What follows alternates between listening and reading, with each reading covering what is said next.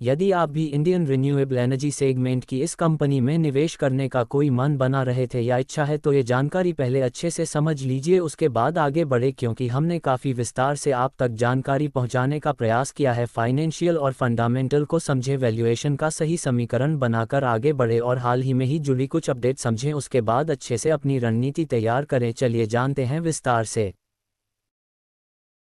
Market capitalisation बीज company का काफ़ी ज़्यादा बढ़ चुका है। यह एक अच्छी खासी सरकारी कंपनी बन गई है जो अपने आईपीओ के समय से ही निवेशकों को मालामाल कर रही है। कंपनी की बिजनेस प्रोफाइल देखी जाए तो यह एक एनबीएफसी है जो ग्रीन एनर्जी सेगमेंट की कंपनियों को फंड कर रही है। कंपनी के काफ़ी प्रोजेक्ट चल रहे हैं, solar power, wind power, hydro power, transmission, biomass including ethanol, waste to energy, hybrid sector के अंदर लोन बुक देख तो उनकी 60,000 करोड़ के आसपास की बनी हुई है। सोलर और थर्मल में करीब इन्होंने अपना 27% स्प्लिट कर रखा है, विंड एनर्जी में 18% के आसपास है और एथेनॉल में 5%, मैन्युफैक्चरिंग में 6% इस कंपनी का सेगमेंट बात हुआ है।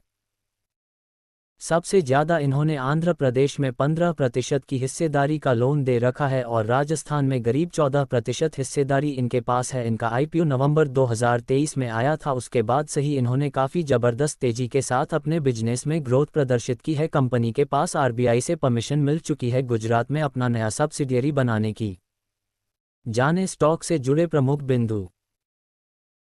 बिल्कुल, कंपनी ने प्रॉफिट ग्रोथ सीएजीआर पिछले 5 साल का 33% से ज़्यादा दिखाई है। लगातार प्रॉफिट कमाने के बाद भी ये कंपनी अपने निवेशकों को डिविडेंड राशि नहीं दे रही है। इस साल मार्च 2024 क्वार्टर तक का कंपनी का रेवेन्यू 1391 करोड़ रुपए रहा था और नेट प्रॉफिट करीब 337 करोड़ रुपए के आसपास था। प्रमोटर होल्डिंग तो लगातार 75% बनी हुई है, लेकिन क्वालिफाइड इंस्टीट्यूशंस इस कंपनी में अपनी इच्छा नहीं जाता रहे हैं, जो इस बात का प्रदर्शन करती है कि इस कंपनी में फ्यूचर ग्रोथ पर क्वालिफाइड इंस्टीट्यूशनल्स द्वारा चेक किया जा रहा है, जो अच्छी बात बिल्कुल भी नहीं है।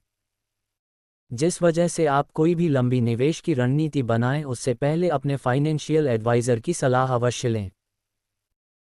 डिस्क्लेमर, आपने जो न्यूज़ पढ़ी उसका मकसद केवल आपको जानकारी देना है। हमारी channel equity news stock market के कंपनी की latest news, bonus, dividend, IPO की इंफॉर्मेशन देने का काम करती है।